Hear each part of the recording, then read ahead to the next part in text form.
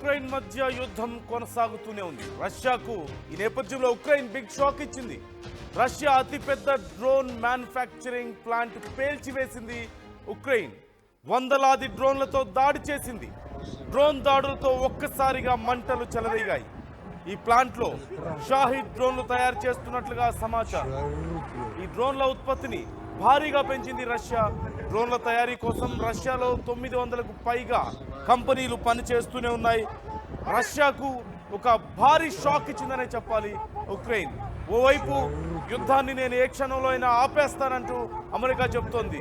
మరోవైపు రష్యా మాత్రం తగ్గను అని చెప్తోంది. ఉక్రెయిన్ కూడా ఈ మధ్యకాలంలో మనం చూస్తూనే ఉన్నాం. ఎవరి ప్లాన్స్ వాళ్ళు వేస్తూనే ఉన్నారు. ఉక్రెయిన్ మీద వరుసగా దాడులు చేస్తూనే ఉంది రష్యా.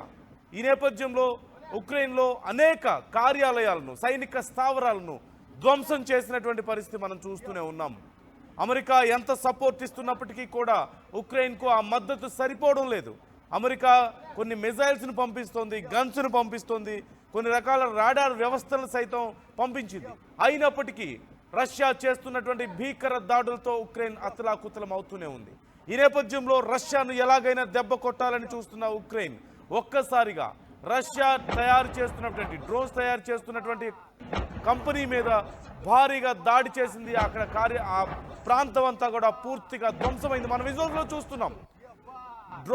డ్రోన్ దాడుల్లో ధ్వంసమైనటువంటి రష్యాకు చెందినటువంటి అతిపెద్ద డ్రోన్ మ్యానుఫ్యాక్చరింగ్ ప్లాంట్ ఏ రకంగా ధ్వంసమైందో మనం విజువల్స్ లో చూడొచ్చు. ఒక్కసారి ఆ విజువల్ ని క్లియర్ గా చూద్దాం. ఆడియో విందాం మనం.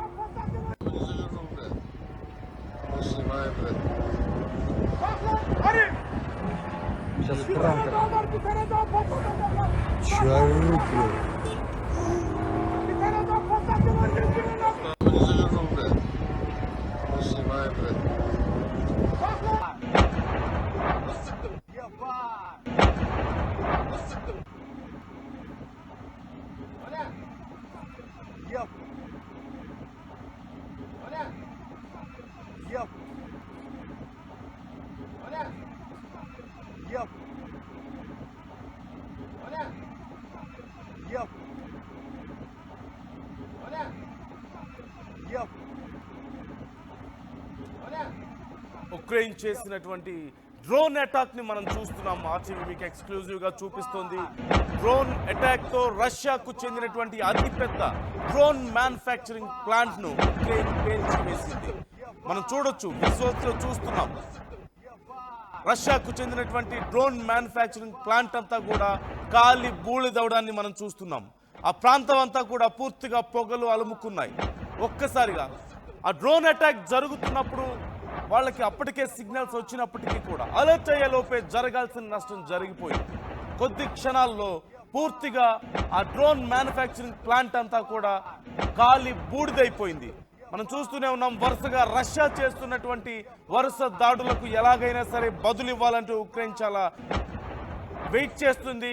చాలా రోజుల నుంచి రష్యా దాడులను తిప్పికొట్టడానికి తీవ్రంగా శ్రమిస్తూనే ఉంది. ఈ నేపథ్యంలో రష్యా డ్రోన్స్ను ఎదుర్కోవడానికి చివరికి కొన్ని వైర్స్తో కొన్ని రకాల స్ట్రక్చర్స్ను వాళ్ళు ఏర్పాటు చేసుకోవాల్సి వచ్చిన పరిస్థితి కూడా మనం చూసాం. తీగలను అల్లి, అంటే డ్రోన్స్ కింద వరకు చేరుకోకుండా పైనే ఆగిపోయేలా ఆ రోడ్స్ని, బ్రిడ్జెస్ని కాపాడుకోవడానికి చివరికి కొన్ని రకాల తీగలను అల్లాల్సి వచ్చినటువంటి పరిస్థితి కూడా మనం చూసాం గతంలో. అమెరికా నుంచి వస్తున్నటువంటి సాయం ఏమాత్రం సరిపోవడం లేదు అంటూ వాళ్ళు చెప్పడం, అమెరికా మాత్రం గతంలో అసలు పూర్తిగా మేము సాయం చేయమని చెప్పి మళ్ళీ గతంలో ఉన్నటువంటి ఒప్పందాన్ని పునరుత్పత్తించారు. ఈ నేపథ్యంలో వారికి తిరిగి ఈ డ్రోన్స్ని, కొన్ని మిజైల్స్ని, గన్స్ని పంపిస్తున్నటువంటి పరిస్థితి మనం చూస్తూనే ఉన్నాం. అయితే రష్యా మీద ఎలాగైనా సరే ఒక ఒత్తిడి తీసుకురావాలనే ఉద్దేశంతో భారతదేశం మీద సైతం భారీ ఎత్తున టారిఫ్లు విధిస్తున్నారు. రష్యా నుంచి ఆయిల్ కొనుగోలు చేయడానికి వీలు లేదంటూ చెప్తున్నాడు ట్రంప్. రష్యాతో ఎవరు ఒప్పందాలు చేసుకోవద్దని, రష్యాతో ఎవరు ఆయిల్ కొనుగోలు ఒప్పందాలు చేసుకోవడం కానీ ఏ రకమైనటువంటి వ్యాపార భాగస్వామ్యం పెట్టుకోవద్దు, తద్వారా రష్యాకు భారీగా ఆదాయం వస్తుంది, దానివల్ల రష్యా మా మాట వినడం లేదు, ఇలా అటాక్స్ చేస్తుంది అంటూ ట్రంప్ చెప్తున్నాడు. కానీ భారత్ మాత్రం ఆ విషయంలో ససేమిరా అంటుంది. మరోవైపు రష్యా మరింత చీప్గా మేము ఆయిల్ ఇస్తామంటూ భారత్కు ఆఫర్ చేసినటువంటి పరిస్థితి కూడా మనం చూస్తూనే ఉన్నాం. ఇప్పుడు మొత్తం మీద ఉక్రెయిన్ చేసినటువంటి ఈ దాడితో తిరిగి మరి రష్యా ఏం చేయబోతుంది, ఎలాంటి కౌంటర్ అటాక్ చేయబోతోంది అనేది కూడా చాలా ఉత్కంఠగా మారిందనే చెప్పాలి. మరోవైపు అమెరికా మేము తీవ్రంగా శ్రమిస్తున్నాం రష్యాని కంట్రోల్ చేయడానికి అంటున్నారు. నాటో మరోవైపు చేస్తున్నటువంటి ప్రయత్నాలు కూడా మనం చూస్తూనే ఉన్నాం. ఎన్ని చేసినప్పటికీ రష్యా మాత్రం నేను తగ్గననే చెప్తుంది. కొనసాగుతున్నటువంటి యుద్ధాన్ని ఎలా కంట్రోల్ చేయాలో తెలియక ఒక రకంగా ట్రంప్ కానీ అటు నాటో కానీ తలలు పట్టుకుంటున్నటువంటి పరిస్థితి మనకు కనిపిస్తోంది. విజువల్స్లో మనం చూస్తున్నాం జరిగినటువంటి భారీ డ్రోన్ అటాక్ని మనం చూస్తున్నాం. ఒక్కసారిగా రష్యాకి చెందినటువంటి అతిపెద్ద డ్రోన్ మ్యానుఫ్యాక్చరింగ్ ప్లాంట్ని పేల్చివేసింది ఉక్రెయిన్. ఈ నేపథ్యంలో రష్యా తిరిగి మరొకసారి అటాక్స్ చేసే అవకాశాలు కనిపిస్తున్నాయి. కౌంటర్ అటాక్స్కు రష్యా సిద్ధమయ్యేటువంటి పరిస్థితి మనకు క్లియర్గా కనిపిస్తుంది. మరింత ఉవ్వెత్తున యుద్ధం జరగబోతోంది. కౌంటర్ అటాక్స్ మరింత పెరిగే అవకాశం క్లియర్గా కనిపిస్తోంది. ఓవైపు అమెరికా చేస్తున్నటువంటి ప్రయత్నాలు ఫలించడం లేదు. రష్యాతో వ్యాపార భాగస్వాములు కట్ చేసే ప్రయత్నం చేస్తోంది.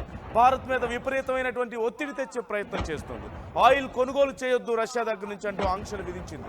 వినకపోవడంతో టారిఫ్ విధిస్తామంటూ 25% టారిఫ్, తర్వాత మళ్ళీ దాన్ని ఇంకా పెంచిన పరిస్థితి కూడా మనం చూసాం. అయినా భారత్ మాత్రం ఈ విషయంలో వెనక్కి తగ్గలేదు. మా పని మేము చూసుకుంటాం, మాకు మీరు చెప్పొద్దు అంటుంది భారత్. అవసరమైతే అమెరికాతోనే వ్యాపార సంబంధాలను తెంచుకోవడానికి కూడా భారత్ సిద్ధమవడాన్ని మనం చూస్తూనే ఉన్నాం. మరిన్ని వ్యాపార సంబంధాలని రష్యాతో పెంచుకుంటోంది. రష్యా మరింత తక్కువగా భారత్కు చమురు ఇస్తానంటూ కూడా ఆఫర్ చేస్తున్నటువంటి పరిస్థితి కూడా మనం చూస్తూనే ఉన్నాం. ఈ నేపథ్యంలో ఇప్పుడు తాజాగా జరిగినటువంటి ఈ దాడి ఎటు దారి తీయబోతోంది, రష్యా తిరిగి ఎలాంటి అటాక్ చేయబోతోంది అనేది మాత్రం చాలా కీలకంగా మారింది. ఖచ్చితంగా రష్యా తిరిగి స్ట్రాంగ్ కౌంటర్ అటాక్కు సిద్ధమవుతోంది. ఈ నేపథ్యంలో మరి ఉక్రెయిన్ దాన్ని ఎలా ఎదుర్కోబోతోంది అనేది మాత్రం చాలా కీలకంగా మారింది. ఒక్కసారి మనం ఆ విజువల్స్ చూద్దాం. ఆ డ్రోన్ మ్యానుఫ్యాక్చరింగ్ ప్లాంట్ను ఉక్రెయిన్ ఎలా పేల్చివేసింది అనే దానికి సంబంధించి ఆ విజువల్స్ మనం చూస్తున్నాం. అలర్ట్ వచ్చినప్పటికీ కూడా వారు తిరిగి వెంటనే రియాక్ట్ అయ్యేలోపు అలర్ట్ అయ్యేలోపే జరగాల్సిన నష్టం జరిగిపోయింది. ప్లాంట్ అంతా కూడా పూర్తిగా బొగ్గైపోయింది. మనం చూడొచ్చు, క్లియర్గా విజువల్స్లో చూస్తున్నాం. డ్రోన్ అటాక్ జరిగినటువంటి తీరు క్షణాల్లోనే ఆ ప్లాంట్ మొత్తం, మ్యానుఫ్యాక్చరింగ్ ప్లాంట్ మొత్తం కూడా పూర్తిగా బ్లాస్ట్ అయిపోయినటువంటి విధానాన్ని మనం చూస్తున్నాం. ఒకసారి ఆ విజువల్స్ చూద్దాం మనం.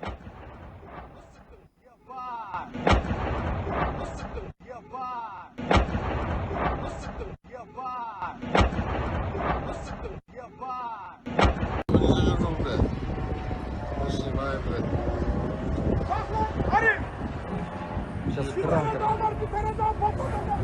Чё орут, блядь?